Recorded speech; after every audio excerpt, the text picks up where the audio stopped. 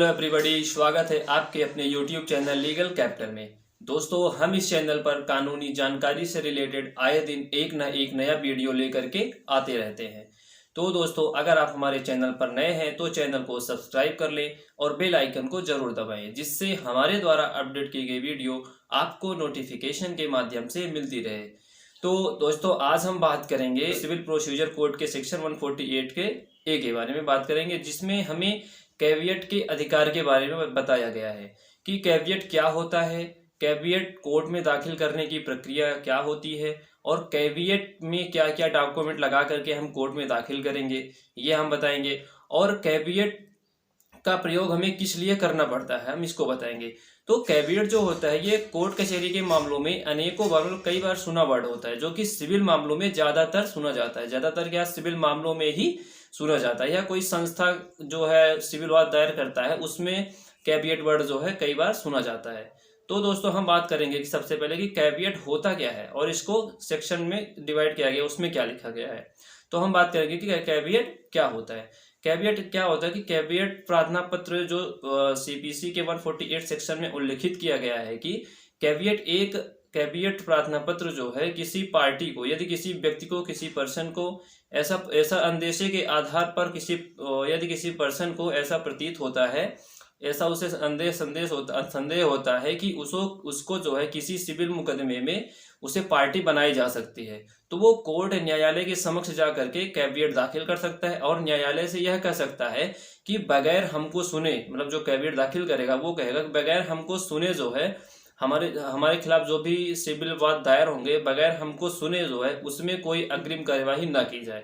तो न्यायालय जो होता है, जो भी उसके खिलाफ जो है सिविल वाद आया रहता है, उसको वो है उस व्यक्ति को सुने बगैर जो है उसमें कोई अग्रिम कार्यवाही नहीं करेगा।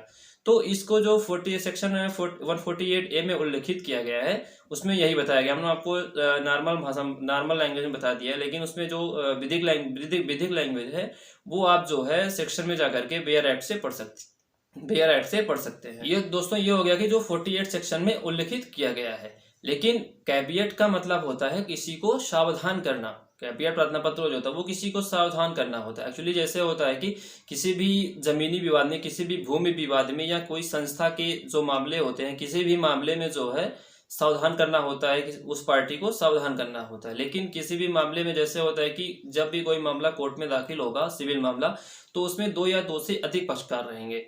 तो जिस पक्ष, जैसे कभी कभी क्या होता है कि वादी द्वारा मुकदमा कई लोगों के खिलाफ, प्रतिवादी के खिलाफ दाखिल कर दिया जाता है और वादी पैरवी करके कोर्ट से प्रतिवादियों के खिलाफ सम्मन जो है भिजवा देता है और सम्मन को तामील भी करवा लेता है। लेकिन उस पार्टी को, जो विपक्ष प्रतिवादी पार्टी है, उसको जो है उस मुकदमे के बारे में तनिक भी भनक नहीं लगती। जैसे हम एग्जाम्पल से आपको बताएंगे। मान लीजिए कि ये जो है आपकी वादी हो गई और 4 लोग उसमें विपक्ष, मतलब 4 लोग उसमें जो है वो प्रतिवादी हो गए। तो ये जब भी कोर्ट में न्यायालय मुकदमा दाखिल करेगा इन चारों के खिलाफ, तो इन चारों के खिलाफ जो है वो सम्मन जो है कोर्ट से भिजवाएगा। कोर्ट से क्या, सम्मन भिजवाएगा। तो ये सम्मन जब इनको कभी कभी क्या होता है, सम्मन मिला रहता है किसी पार्टी को, कभी कभी किसी पार्टी को सम्मन भी नहीं मिलता है। तो वो सम्मन जो ये होगा, वादी जो होगा वो सम्मन को तामील मनवा करके कोर्ट में पेश कर देता है, सबूतों को पेश कर देता है। और उसी सबूतों के आधार पे क्या होता है कि न्यायालय द्वारा विपक्षी को न आने पर, मतलब जो ये प्रतिवादी 4 लोग रहेंगे, इसमें से किसी के न आने पर जो है इनको बगैर सुने जो है वादी के पक्ष में वो एक पक्षी आदेश कर देते हैं। तो इन्हीं सब मामलों को ऐसा रोकने के लिए ही एक्चुअली देखा जाए तो कैविएट का जो है प्रयोग किया जाता है।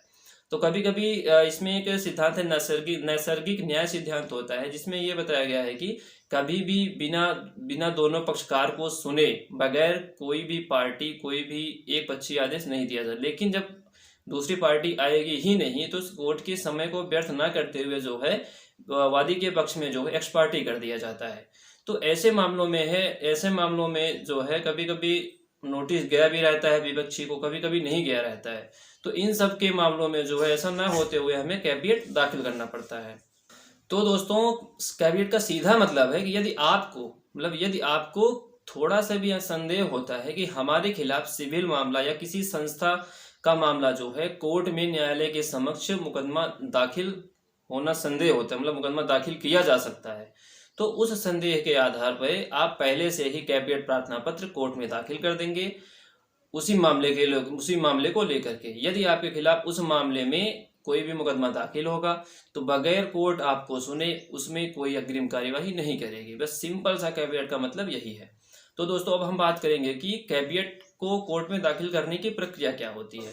तो सबसे पहले हम अपने अधिवक्ता के माध्यम से कैविएट का एक प्रार्थना पत्र तैयार करेंगे, जिसमें हमें सबसे पहले न्यायालय का नाम और जो कैविएट दाखिल करेगा वादी जो व्यक्ति रहेगा उसका नाम, उसके बाद बनाम करके उसके बाद विपक्ष का नाम, मतलब विपक्ष या अर्थात प्रतिवादी में जितने लोग रहेंगे उन सब का नाम। उसके बाद आप जिस मामले, मतलब अगर आपकी जमीनी विवाद है उसके मामले में या उसका संस्था कोई है उसके मामले में आप मुकदमा दाखिल करेंगे, वो उससे रिलेटेड है तो आप उसके बारे में सारा डिटेल उसमें लिखेंगे। उसके बाद जो है जो प्रतिवादी, आप जितने लोगों को प्रतिवादी बनाए रहेंगे उतने लोगों को आप उसी कैविएट प्रार्थना पत्र का कॉपी करा करके उनको नोटिस बाई रजिस्ट्री, मतलब बाई डाक से भेजेंगे और रजिस्ट्री द्वारा जो स्लिप मिलेगी आप उसको उस फाइल में लगा करके उसी का एक एफिडेविट देंगे कि हमने अपने प्रतिवादी को फला डेट को नोटिस भेज दी है। इसी के आधार पे हम एक एफिडेविट देंगे, मतलब प्रार्थना पत्र हो गया, एफिडेविट हो गया, और जो रजिस्ट्री किए रहेंगे आप प्रतिवादी को वो लगा देंगे। उसके बाद आप अपना आईडी प्रूफ, आधार कार्ड लगा देंगे। उसके बाद वकालतनामा लगा देंगे जो आपके अधिवक्ता रहेंगे। उसके बाद इसमें जो है एक रजिस्ट्री टिकट जो होता है, आपको एक रजिस्ट्री टिकट उसमें अलग से लिफाफे में लगा करके उसमें रखना होगा, साथ में फाइल करना होगा। फाइल में लगा करके जो है कोर्ट में फाइल करना होगा, क्योंकि उस जब कैविएट जो आप दाखिल करेंगे उससे रिलेटेड जब कभी आपके खिलाफ जो है, जिससे आपके खिलाफ जो है उसी मामले में कोई मुकदमा दाखिल करेगा तो आपको जो आप उसमें अपना रजिस्ट्री टिकट और लिफाफा लगा के रखे हैं उसी के माध्यम से आपको उस मुकदमे के बारे में कोर्ट द्वारा जो है सूचना, रजिस्ट्री के माध्यम से सूचना दी जाएगी। तो ये हो गया कि कोर्ट में दाखिल करने की प्रक्रिया तक हो गया।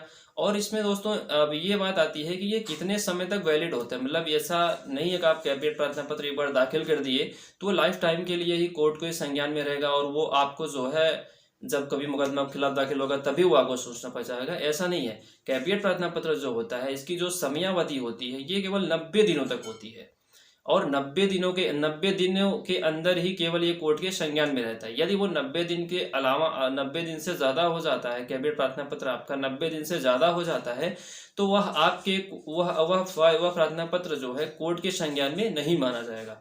उसके बाद यदि कोई आपके खिलाफ मुकदमा करेगा तो आपको उसमें जो है आपको सूचना जाएगी, नोटिस जाएगी और उसमें अग्रिम कार्यवाही कर दी जाएगी।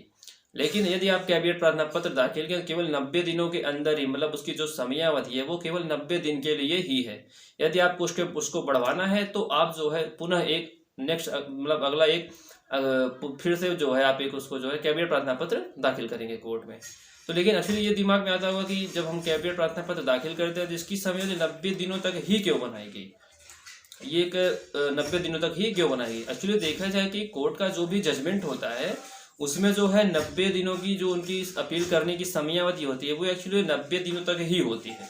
तो कैविएट का उपयोग जो होता है वो ज़्यादातर अपील के मामलों में ही किया जाता है। जैसे कोई कोर्ट जजमेंट दे दिया और आपको ऐसा लग रहा है कि ये अपील भी कर सकता है तो आप पहले से ही उस मामले में कैविएट प्रार्थना पत्र दाखिल कर देंगे और 90 दिनों के अंदर यदि कोई अपील करेगा तो आपको पहले से ही सूचना मिल जाएगी। तो एक्चुअली ये अपील को देखते हुए ही जो है इसको जो है इसकी समयावधि जो है वो 90 दिनों के लिए ही बनाई गई है। तो दोस्तों उम्मीद है कि आपको कैविएट क्या होता है ये समझ में आ गया होगा। इसको कोर्ट में दाखिल कैसे करेंगे ये भी समझ में आ गया होगा। उसके बाद इसको दाखिल करने की प्रक्रिया क्या है ये भी आ गया होगा और इसकी समयावधि कितने दिनों तक होती है ये भी आ गया। कैविएट का सिंपल सा मतलब है कैविएट कब दाखिल होगा, सिंपल सा मतलब है यदि आपके खिलाफ कोई संस्था द्वारा या कोई सिविल मामला आपके खिलाफ ऐसा आपको संदेह होता है कि आपके खिलाफ कोर्ट में मुकदमा विचाराधीन दाखिल किया जा सकता है तो आप पहले से ही उसी मामले में कैविएट प्रार्थना पत्र दाखिल कर देंगे और उस कैविएट प्रार्थना पत्र को जब भी वो मुकदमा आपका दाखिल करेगा बगैर आपको सुने जो है वो उस मुकदमे में सरकार द्वारा, न्यायालय द्वारा कोई अग्रिम कार्यवाही नहीं की जाएगी। तो दोस्तों ये जो भी मुकदमा आप कैविएट का दाखिल करेंगे वो सिविल जज जूनियर डिवीजन या सिविल जज सीनियर डिवीजन महोदय के यहाँ ही दाखिल होगा। तो उम्मीद है दोस्तों कि आपको हमारा यह वीडियो समझ में आ गया होगा। तो अगर समझ में आ गया है तो वीडियो को लाइक करें, चैनल को सब्सक्राइब करें और शेयर करें। मिलते हैं नेक्स्ट वीडियो में। धन्यवाद।